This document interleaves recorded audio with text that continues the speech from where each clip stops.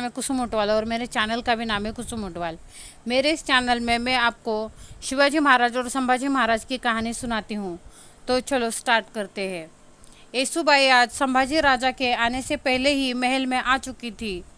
संभाजी राजा खासगी की ओर आ गए हैं, ये रायप्पा ने आकर बताया। थकान से चूर होकर आए हुए संभाजी सीधे शय्यागृह की तरफ गए। दिए की लाल रोशनी में वो ज़्यादा ही चिंताग्रस्त दिखाई दे रहे थे। उनकी चिंता कम करने के लिए येसूबाई ने जानबूझकर उन्हें कुछ पुरानी यादें याद दिलाई। शिवाजी महाराज और संभाजी महाराज इन दोनों पिता पुत्रों की कुछ पुरानी यादें संभाजी को याद दिलाई। जीजा माता अक्सर क्या कहा करती थी? संभाजी महाराज ने कहा, किस बारे में? आपके और मामा जी के विषय में। येसूबाई के ससुर शिवाजी राजा। येसूबाई ने किसी भी प्रतिसाद मिलने से पहले ही संभाजी महाराज से कहा, हमारे शंभू और शिव का रिश्ता यानी जीव शिव का रिश्ता, इन पिता पुत्रों की जोड़ी सबसे अलग है और ये दोनों पिता पुत्र एक दूसरे को कितना समझते हैं। किसी की नज़र ना लगे इस जोड़ी को, इस रिश्ते को। संभाजी पर वैसे ही बैठे रहे, ऐसे ही दुखी बैठे रहे। येसूबाई ने अपना जरा सा हल्का सा हाथ संभाजी राजा के कंधे पर हाथ रखते हुए कहा, लगता है आज कुछ ज़्यादा ही थक गए हो आप। कर्नाटक की मुहिम के लिए आपको बहुत सारी तैयारी करनी पड़ी होगी ना, जैसे नीचे रामेश्वर और जिंजी तक की दौड़। हमें सच में जाना चाहिए क्या, ऐसा आपको लगता है? संभाजी महाराज ने अपने उदासी स्वर में पूछा। येसूबाई ने कहा, हाँ, क्यों नहीं। आप जब सिर्फ 8-9 साल के थे तभी आपने तो आगरा तक की दौड़ लगाई थी। संभाजी राजा के माथे पर हाथ फेराते हुए, अब तो आप हिंदवी स्वराज्य के वारिसदार है। पर आपकी एक ही बात मुझे समझ नहीं आती है कि मामा जी के देव दुर्लभ राज्य अभिषेक के बाद बड़े महाराज शिवाजी महाराज की पहली मुहिम है जो जा रही है, इस मौके पर तलवारबाजी की संधि आप क्यों छोड़ रहे हो? येसूबाई के इन प्रेरणादायक शब्दों से संभाजी महाराज और ही ज़्यादा चिंतित होते जा रहे थे। महाराज पलंग पर से उठे और चक्कर मारने लगे। चक्कर मारते मारते येसु, हमसे सवाल पर सवाल मत करो और हमें सवाल पर सवाल कर हमें और चिंतित मत करो, हमारी चिंता मत बढ़ाओ। आबा साहेब ने निर्णय ले लिया है कि वो हमें अपने साथ कर्नाटक की मुहिम पर साथ में लेकर नहीं जाने का। येसूबाई ने पूछा, ये क्या कह रहे हो आप? संभाजी राजा ने ज़्यादा कुछ नहीं कहा उस पर। बड़ी देर तक जख्मी सिंहों की तरह वो महल में ही चक्कर मारते रहे।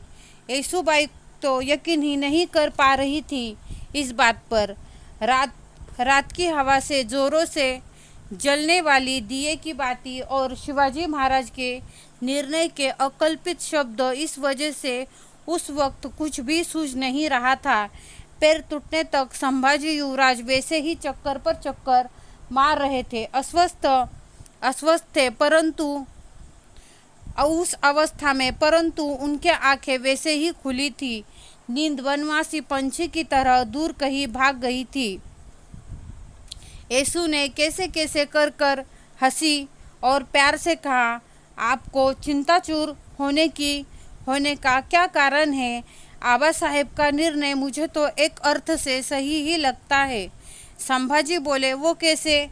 नहीं तो क्या, इतना करोड़ों का राज्य यहाँ छोड़कर बड़े महाराज किसी दूसरे मुल्क में जाएंगे? किसके भरोसे पर जाएंगे? भरोसे का कोई आदमी नहीं चाहिए क्या? तो संभाजी महाराज बोले, ये देखिए युवरानी, इतनी सादगी से किसी भी विषय को देखिए मत। दुनिया बहुत जालिम है। जाने दीजिए, पहले ही हमारे सर में दर्द हो रहा है। ऐसा कुछ भी घटित होगा इसकी बिल्कुल भी कल्पना नहीं थी। संभाजी को ठीक है पर कर्नाटक का प्रदेश कोई नया नहीं था। संभाजी राजा के लिए बालपन में ही उन्हें कोलार की और चिक्कबालापुर की जहांगीरी प्राप्त हो गई थी।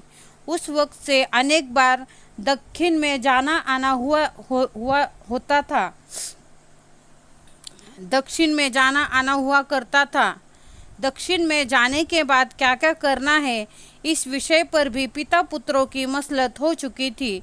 तब अपने तीर्थ रूप शहाजी राजा का गौरव उल्लेख करते हुए शिवाजी राजा बोले, शंभू, हमारे तीर्थ रूप के कब्जे में थी बंगलुरु की जहांगीरी। आज उस नगरी का वैभव आकार आने में उनका ही बड़ा हिस्सा है।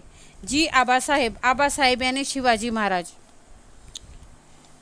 पर उनके बाद हमारे सौतेले भाई वेंको जी से एक बड़ी चूक हुई। उन्होंने अपना ठिकाना बंगलुरु से नीचे तंजावर को लेकर गए।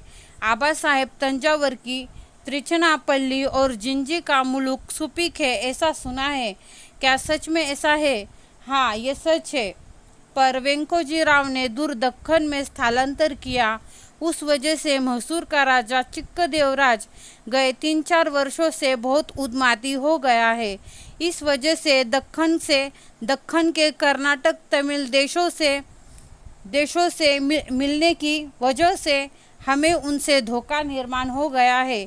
इस वजह से आपको एक ना एक दिन उन सभी का बंदोबस्त करना पड़ेगा। ये सारी बातें रह कर संभाजी राजा को याद आ रही थी। संभाजी राजा बड़ी देर तक तड़पते रहे। थोड़ी सी ही देर में उन्हें गहरी नींद लग गई। नींद ही नहीं लगी, बल्कि वो तो जोरों जोरों से खर्राटे लेने लगे थे। संभाजी राजा के दुखी मन की तकलीफ और उनके शरीर की थकान की पूरी कल्पना येसुबाई को अच्छी तरीके से थी। वो येसुबाई वैसे ही संभाजी के सिरहाने रात भर बैठी रही। उनके आंखों के दिए अखंड जलते रहे। धन्यवाद। अगर मेरा वीडियो पसंद आ जाए तो लाइक, शेयर, कमेंट, सब्सक्राइब ज़रूर कीजिए और बेल आइकन को भी दबाएं। धन्यवाद।